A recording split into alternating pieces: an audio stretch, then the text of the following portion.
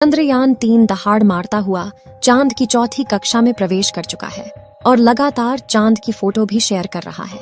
लेकिन चंद्रयान-3 को लेकर उम्मीद लगाए बैठे करोड़ों लोगों के लिए आई बुरी खबर। भारत को हराने के लिए रूस ने अचानक से लॉन्च किया अपना मून मिशन। चांद के दक्षिणी ध्रुव पर सबसे पहले उतरने की मची ओढ़। इसी ओढ़ में भारत का चंद्रयान-3 और रूस के लूना 25 के आपस में टकराने का खतरा आया सामने। यह स्पेस एक्सप्लोरेशन है या भारत को नीचा दिखाने की कोई साजिश? दोस्तों, हमारा चंद्रयान-3 इस समय चांद के चौथे ऑर्बिट में चक्कर लगा रहा है और यह चांद पर उतरने के काफी नजदीक है। हम सभी भारतीय मिशन को लेकर बहुत ज्यादा उत्साहित हैं और इस उत्साह की एक बड़ी वजह यह भी है कि हमारा अंतरिक्ष यान चांद के दक्षिणी ध्रुव में उतरने वाला है। जैसा कि हमें उम्मीद थी कि इस मिशन के सक्सेसफुल होते ही भारत चांद के इस इलाके में उतरने वाला दुनिया का पहला देश बन जाएगा। लेकिन हमारी इन उम्मीदों को बहुत बड़ा झटका लगा है, क्योंकि अचानक से बिना शोर शराबा किए ही रूस ने अपना अंतरिक्ष यान लूना 25 लॉन्च कर दिया है।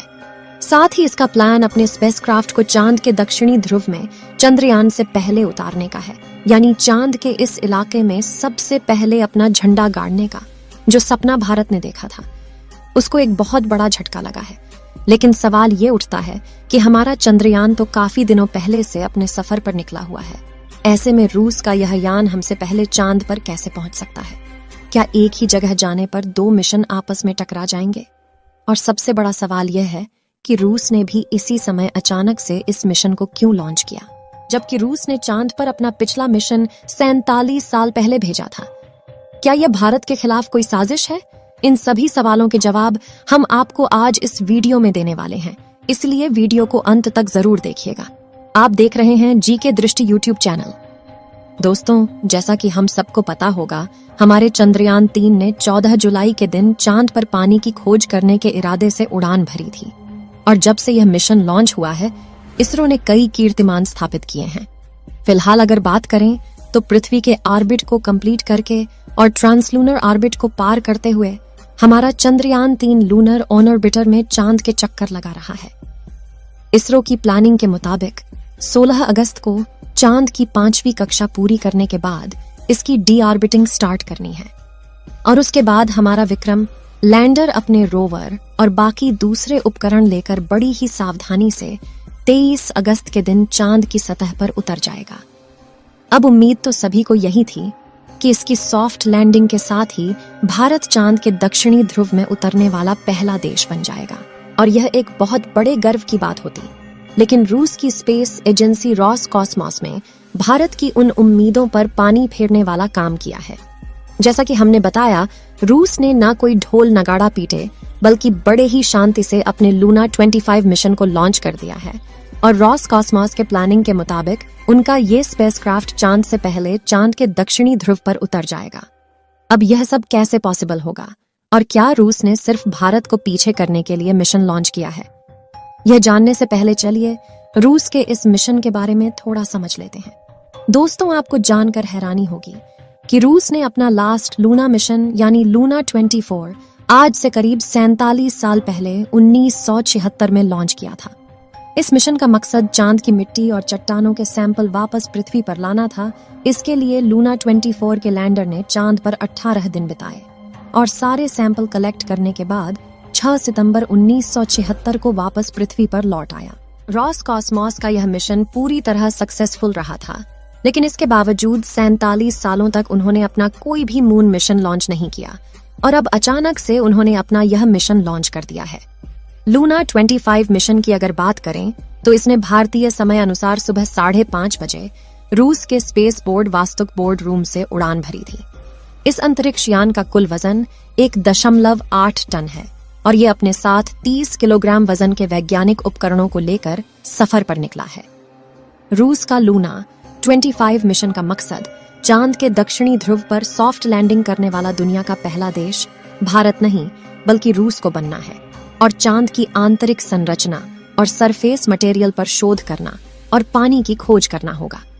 इसके लिए चांद की सतह में करीब 6 इंच गहरा गड्ढा खोदकर वहां से सैंपल निकालना होगा और फिर उसमें जमे हुए पानी की खोज करेगा जो कि चांद पर मानव जीवन के पनपने के लिए बहुत महत्वपूर्ण है। अपने इन सभी कामों को अंजाम देने के लिए लूना 25 का लैंडर चांद पर करीब 1 साल तक रहेगा और एक्सपेरिमेंट करेगा, जबकि हमारे चंद्रयान 3 का मिशन सिर्फ 2 हफ्ते का होगा। अब बहुत से लोग के मन में यह सवाल भी उठ रहा होगा कि रूस का यह अंतरिक्ष यान हमारे चंद्रयान के लिए कोई बाधा तो नहीं बनेगा, क्योंकि दोनों मिशन तकरीबन एक ही समय पर चांद के एक ही इलाके पर होने उतरने जा रहे हैं। इस पर रूस की स्पेस एजेंसी की तरफ से यह कहकर आश्वासन दिया गया है कि दोनों मिशन एक दूसरे के रास्ते में बिल्कुल नहीं आएंगे, क्योंकि चांद का दक्षिणी ध्रुव बहुत बड़ा है और उस पर सारी स्पेस एजेंसियां एक साथ एक ही समय पर अपने मिशन भेज सकती हैं।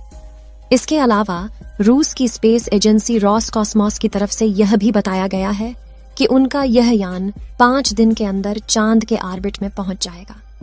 यानी 16 अगस्त को लूना 25 चांद पर पहुंच चुका होगा और इसके बाद 4 से 5 दिन चांद के ऑर्बिट में रहने के बाद यह चांद की सतह पर सफलतापूर्वक लैंड कर जाएगा। इसका सीधा मतलब यह है कि अगर सब कुछ सही रहा तो लूना 25 हमारे चंद्रयान से करीब 1 या 1.5 दिन पहले चांद की सतह पर उतर चुका होगा। ऐसा करते ही चांद के दक्षिणी ध्रुव में पहुंचने वाले देश में रूस का नाम सबसे ऊपर आ जाएगा।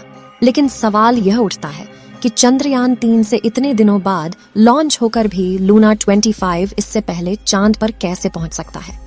असल में नासा और रॉसकॉस्मोस जैसी स्पेस एजेंसी के रॉकेट और स्पेसक्राफ्ट काफी ज्यादा फास्ट और एडवांस होते हैं, जिसके चलते इन्हें चांद तक पहुंचने में ज्यादा समय नहीं लगता है। अब अंत में सबसे बड़ा सवाल यही रह जाता है कि रूस ने अभी इस समय ही अपने इस मिशन को क्यों लॉन्च किया है। क्या उसका मकसद भारत को पहले स्थान पर आने से रोकना है? अब अगर हम रूस से सवाल करेंगे तो वह कभी नहीं कहेगा कि इस मिशन को लॉन्च करने के पीछे उसकी ऐसी कोई मंशा है। मगर इसका जवाब खोजने के लिए अगर हम इतिहास में थोड़ा पीछे जाए तो चीजें काफी हद तक साफ हो जाती हैं। फिर भी दोस्तों, हम किसी पर आरोप नहीं लगा रहे, लेकिन रूस और अमेरिका का इतिहास कुछ ऐसा ही रहा है कि वह स्पेस एक्सप्लोरेशन के मामले में हमेशा पहले नंबर पर रहना चाहते हैं।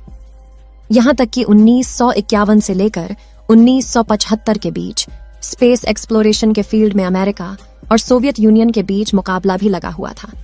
दोनों ही देश कुछ भी करके आगे निकलना चाहते थे। यहां तक कि इनकी सोच की वजह से बहुत से वैज्ञानिक, एस्ट्रोनॉट्स और बहुत से बेजुबान जानवरों को अपनी जान भी गंवानी पड़ी थी। इतिहास में इस इवेंट को स्पेस रेस का नाम दिया गया था। तब से ये दोनों देश इस फील्ड में खुद को सबसे आगे या कहीं सबसे ऊपर रखना चाहते हैं। ऐसे में हमारा सोचना बिल्कुल गलत नहीं होगा कि रूस ने चांद के दक्षिणी ध्रुव में सबसे पहले पहुंचने वाला देश बनने के लिए ही यह मिशन लॉन्च किया है। हालांकि इस मामले पर कुछ भी यकीन के साथ नहीं कहा जा सकता, क्योंकि देखा जाए तो रॉसकॉस्मोस ने मूल रूप से अपने लूना 25 मिशन को अक्टूबर 2021 के लिए प्लान किया था। बल्कि इतिहास में थोड़ा और पीछे जाकर देखें तो पता चलता है कि ये मिशन अलग अलग कारणों के चलते करीब 25 सालों से डिले हो रहा था। यानी ऐसा नहीं है कि रूस ने भारत को पीछे करने के लिए ही अभी ताजा कोई मिशन बनाया है। यही वजह है कि इस मामले में खुले तौर पर कुछ भी कहना उचित नहीं होगा। लेकिन सच्चाई यही है कि रूस के प्लान में अगर कुछ गड़बड़ी नहीं हुई तो भारत अब चांद के दक्षिणी ध्रुव पर उतरने वाला दुनिया का पहला देश नहीं बन पाएगा। आपको क्या लगता है, क्या रूस ने यह रिकॉर्ड अपने नाम करने के लिए जानबूझकर इस समय लूना 25 मिशन लॉन्च किया है? अपना जवाब कमेंट के माध्यम से जरूर शेयर कीजिएगा। चलिए दोस्तों, इस वीडियो को यहीं पर खत्म करते हैं। इस वीडियो को एक लाइक जरूर करें और अपने मित्रों तक इस वीडियो को शेयर करें ताकि उन्हें भी जानकारी मिल सके, और अपने भरोसेमंद चैनल को सब्सक्राइब जरूर करें और बेल आइकन को ऑल पर सिलेक्ट करना बिल्कुल ना भूलें। मिलते हैं किसी और नॉलेजेबल वीडियो के साथ। वीडियो को अंत तक देखने के लिए धन्यवाद।